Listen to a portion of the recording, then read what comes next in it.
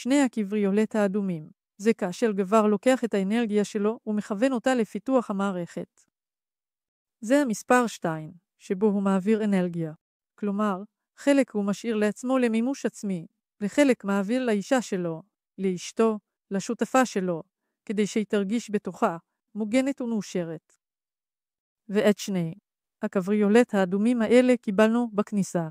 הטסטוסטרון הראשון והכוח הגברי מחולק בקוד בינארי, כאשר אישה מקבלת מהגבר מסר מסוג זה, היא מחזירה לו את האנרגיה של המימוש העצמי. איפה האנרגיה? המימוש העצמי מהגבר, שני מרכזים מיניים, מתבטאים בשלוש. 3, 3, 6.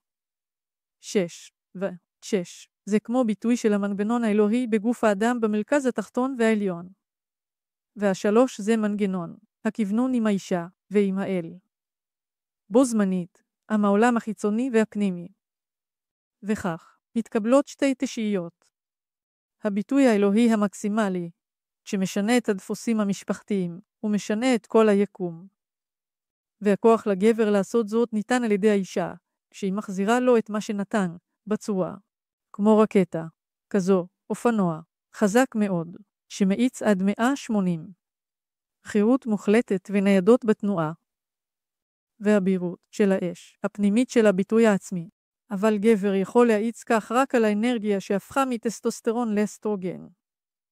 ובאמצעות האסטרוגן, כמו מים, זרם החיים, הלך ללב הגבר.